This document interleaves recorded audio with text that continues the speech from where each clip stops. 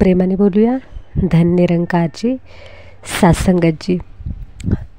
बऱ्याच वेळा आपल्याला प्रश्न पडतो की आपल्या सभोवताली खूप वेळा अशी परिस्थिती निर्माण होते आणि आपल्याला त्याच्यातून काही मार्ग सापडत नाही आणि आपण परमपिता परमात्म्याची खूप आठवण करतो आणि आपल्याला असं वाटतं की त्या प्रसंगामध्ये त्यांनी यावं, आपली मदत करावी. पण खरंच परमात्मा येतो का, हा खूप मोठा प्रश्न आहे. आणि आपला विश्वास किती आहे की परमात्मा खरंच येऊ शकतो. कारण असं झालं आहे बघा की या वैज्ञानिक युगामध्ये प्रत्येकजण असं बोलतो आहे की काय नाही, परमात्मा वगैरे काय नसतं, जे काय आहे ते आपण मेहनतीनं मिळवू शकतो. परमात्मा कुठले काय आपल्याला असं आयतं काही देऊ शकत नाही, कष्ट करावं लागतं. काही जण तर असे म्हणतात की परमात्मा वगैरे असं काही नाही आहे. परंतु खरं पाहायला गेलं तर परमात्मा आपल्या मदतीसाठी येतो की नाही, याचं एक महाभारतामध्ये उदाहरण आहे बघा. की ज्यावेळेस द्रौपदीचं ज्यावेळेस वस्त्रहरण सुरू होतं त्यावेळी तिच्या मनामध्ये तिने करुणाभाव निर्माण केला, कळवळली. तिला असं वाटलं की आपण खूप कळवळलो, रडलो, आपण म्हणजे इमोशनल भावनिक झालो, आकांड तांडव केलं तर आपल्याला आपले जे पती आहेत ते वाचवतील किंवा जे एवढे म्हणजे त्या दरबारामध्ये असलेले द्रोणाचार्य असतील किंवा भीष्म पितामह असतील, एवढे सगळे जे म्हणजे धनुर्धारी होते किंवा ते एवढे शक्तिशाली योद्धे होते. तिला असं वाटत होतं की इतके शक्तिशाली योद्धे आजूबाजूला आपले आहेत की हे आपल्याला काही करू शकत नाही. म्हणून तिने तिथं त्या ठिकाणी आकांड तांडव केलं, खूप रडली, खूप ओरडली. पण तरीसुद्धा त्या ठिकाणी कोणालाही घाम फुटला नाही किंवा कोणीही तिला मदतीला आलं नाही. पण जेव्हा सगळे मार्ग ज्यावेळेस संपले त्यावेळेस तिने डोळे मिटले आणि डोळे मिटून प्रभू परमात्म्याची मनापासून आठवण केली. ज्यावेळी तिने प्रभू परमात्म्याची मनापासून आठवण केली त्यावेळेस गिरीधर गोपाल श्रीकृष्ण तिच्या काही सेकंदामध्ये मदतीला आले आणि तिचं वस्त्रहरण थांबवलं आणि तिची लज्जेची रक्षा केली. आता बरेच जण म्हणतील हे महाभारतामध्ये कहाण्या ऐकायला काय जातं, कहाण्या तर आपण सगळेच ऐकतो. संतांच्या सुद्धा खूप साऱ्या कहाण्या आहेत की त्याच्यामध्ये प्रभू परमात्मा त्यांच्या मदतीला धावून आला.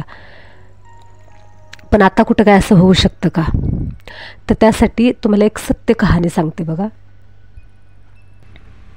डॉक्टर मार्क हे एक कॅन्सर स्पेशालिस्ट डॉक्टर आहेत बघा. तर हे जे डॉक्टर मार्क आहेत त्यांचं असं म्हणणं होतं की मेहनत केल्याशिवाय काय मिळत नाही आणि प्रभू परमात्मा वगैरे अशी काही कोणती गोष्ट नसते, कोणी कोणाच्या मदतीला धावून येत नाही. जे काय आहे ते सगळं कष्टाने मिळवायचं असतं आणि कष्टाने मिळवलं तरच मिळतं. देव वगैरे अशी काही चीज नाही. त्यांचा या गोष्टीवरती अजिबात विश्वास नव्हता. त्यांनी त्यांच्या मेडिकल क्षेत्रामध्ये खूप छान कामगिरी केली आणि त्यांना पुरस्कृत करण्यात येणार होतं आणि त्याच्यासाठी त्यांना जायचं होतं. तर त्यांनी काय केलं, फ्लाईटमध्ये बसल्यानंतर ते निघाले होते. तर मध्येच काय झालं, फ्लाईट बंद पडलं, काहीतरी टेक्निकल प्रॉब्लेम झाला. त्यामुळे फ्लाईट एका ठिकाणी अशी सुनसान जागा होती, त्या जागेवरती ते फ्लाईट उतरवण्यात आलं. तिथे उतरवल्यानंतर तिथून फक्त 2 तास ते शहर राहिलं होतं, तिथंपर्यंत त्यांना जायचं होतं. त्यांनी खूप प्रयत्न केला की त्यांना असं वाटत होतं की खूप मेहनतीनंतर मला हे फळ मिळतं आहे, मला हा पुरस्कार मिळतो आहे, हा पुरस्कार मला मिस करायचा नाही. म्हणून त्यांनी काय केलं, खूप सारे प्रयत्न केले तिथंपर्यंत पोहोचण्यासाठी. तिथे एक त्यांनी टॅक्सी अवेलेबल केली. टॅक्सीवरती त्यांना ड्रायव्हिंग करण्यासाठी ड्रायव्हरच मिळाला नाही. शेवटी ड्रायव्हर ते स्वतःच झाले आणि म्हटले आता चला आपण जाऊयात. जात असताना काय झालं, एकदम वादळ वारा आलं, पाऊस आला, खूप पाऊस पडायला लागला, वादळ वारे काही समोरचं दिसत नव्हतं. त्याच्या ह्याच्यामध्ये काय झालं, ते रस्ता भटकले आणि नंतर त्यांना समोर कुठेच रस्ता दिसेना, काहीच कळेना, कोणीकडे जावं तेच त्यांना काही समजेना. त्या पिरियडमध्ये त्यांना खूप भूक लागली होती, तहानही लागली होती. ते आता पुरस्कार विसरले होते. त्यांना असं फक्त एकच उद्देश त्यांच्या डोळ्यासमोर दिसत होता की आता मला फक्त कोणी जर पाणी प्यायला दिलं किंवा खायला जर अन्न दिलं तर खूप बरं होईल. तेवढ्यात त्यांना एक घर दिसलं. त्या घरातून एक असं प्रकाश दिसला त्यांना. मग त्यांनी काय केलं, तो प्रकाशाच्या दिशेने ते गेल्यानंतर तिथे एक घर होतं. त्या घराचा दरवाजा त्यांनी नॉक केला आणि आतून एक माता बाहेर आल्या. बाहेर आल्यानंतर त्यांनी विचारलं की काय हवं आहे. त्यावेळेस त्यांनी सांगितलं की माझ्या मोबाईलची बॅटरी डिस्चार्ज झालेली आहे, मला एक कॉन्टॅक्ट करायचा आहे, मला महत्त्वाच्या कामासाठी जायचं आहे, काय तुमच्याकडे मोबाईल मिळू शकेल. त्यावेळेस त्या माता म्हणाल्या की या ठिकाणी मोबाईलची सुविधा वगैरे काही नाही आहे, पण तुम्ही आत येऊ शकता, मी तुम्हाला चहा नाश्ता वगैरे देईल, तुम्ही आराम करू शकता. त्यावेळेस ते डॉक्टर आत गेले, कारण त्यांना त्यावेळेस त्या गोष्टीची खूप गरज होती. आत आल्यानंतर त्यांनी त्या ज्या माता होत्या त्यांनी खूप मनापासून त्यांना चहा नाश्ता दिला आणि आरामासाठी जागासुद्धा दिली. नंतर त्या माता ज्यावेळेस त्यांना चहा नाश्ता दिला त्याच्यानंतर त्या बोलल्या की ठीक आहे, तुम्ही चहा नाश्ता घ्या, मी आता माझा प्रेयरचा टायमिंग झाला आहे, मी प्रेयरला जाते. प्रभू परमात्म्याच्या समोर जाऊन त्या प्रेयर करायला बसल्या. डॉक्टर मार्कचं लक्ष गेलं त्यांच्याकडं, तर त्यांच्या डोळ्यामध्ये अश्रू होते आणि त्या मनापासून प्रार्थना करत होत्या. डॉक्टर मार्क आहेत त्यांना ते राहवलं नाही, त्यांना खूप वाईट वाटलं. ते त्यांच्याजवळ गेले आणि ते म्हटले की काय झाले, तुम्ही कसली प्रार्थना करताय. त्यावेळेस त्या माता म्हटल्या की मी एकच गोष्ट प्रभू परमात्म्याला मागते, खूप दिवस झालं मागते आणि माझा हा विश्वास आहे की ती गोष्ट मला तो जरूर देणार. त्यावेळेस ते डॉक्टर बोलले की प्रभू परमात्मा वगैरे काही नसतं, तुमचा काय जो प्रॉब्लेम आहे तो मला सांगा, मला जर सॉल्व करता आला तर मी करतो, पण असं काहीतरी कुणावरती विश्वास ठेवून बसू नका आणि आयुष्याचं वाटोळं करू नका, काय झाले नेमकं ते सांगा. त्यावेळेस त्या म्हटल्या की ठीक आहे, तुमचा प्रभू परमात्म्यावरती विश्वास नाही, काही हरकत नाही, पण माझा तर आहे विश्वास. मग शेवटी ते डॉक्टर काय म्हटले की ह्या मातेने आपल्याला खूप मदत केलेली आहे, तर आपण त्यांची मदत केलीच पाहिजे. ते म्हटले ठीक आहे, माझा तर काय विश्वास नाही, पण मला तुमची मदत करण्याची इच्छा आहे, तुमचं दुःख काय आहे ते तरी सांगा.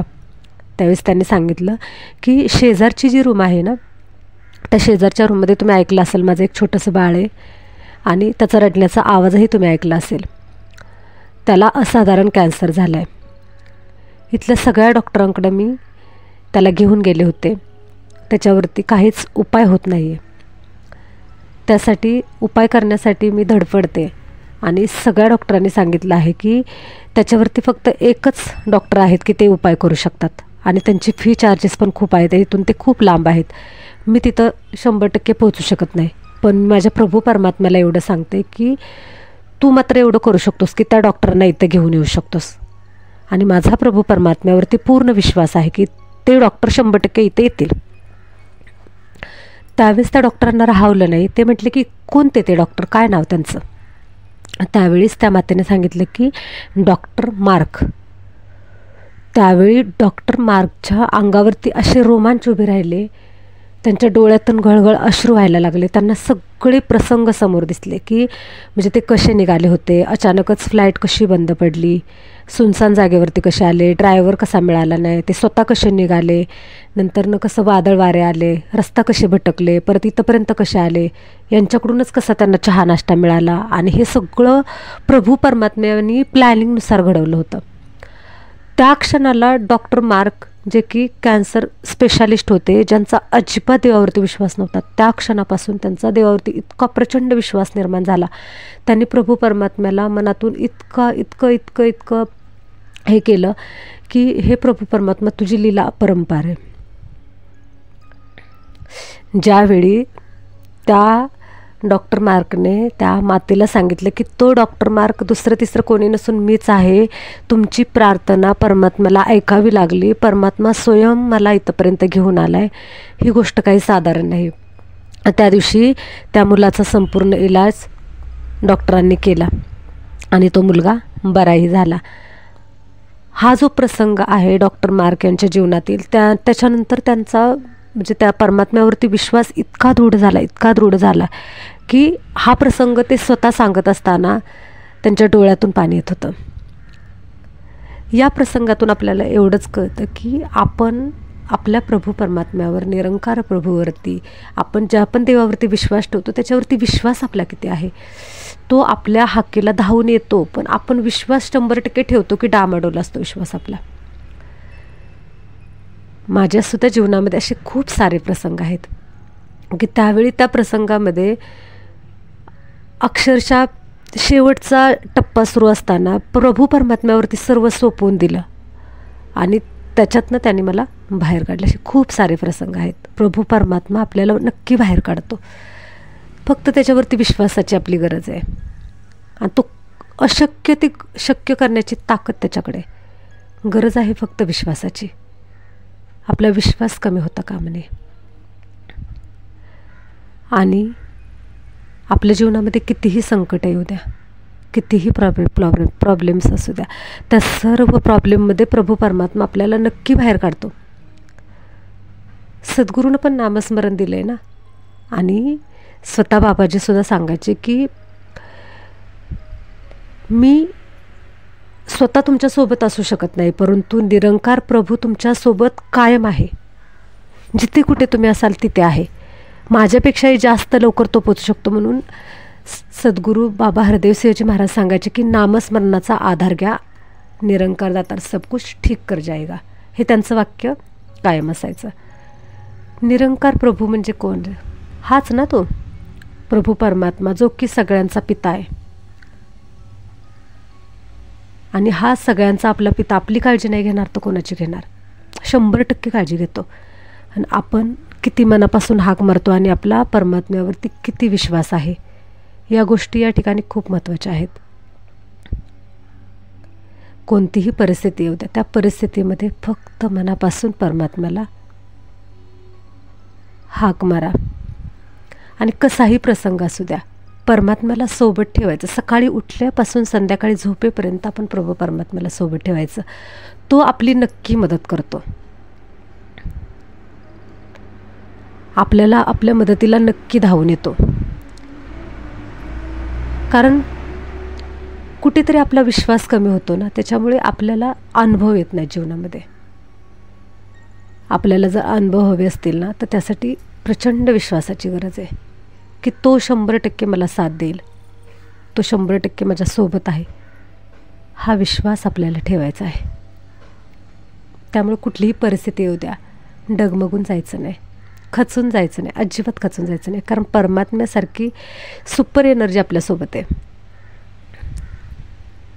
आणि सकारात्मक राहायचं. जे पण होईल ना ते छानच होईल.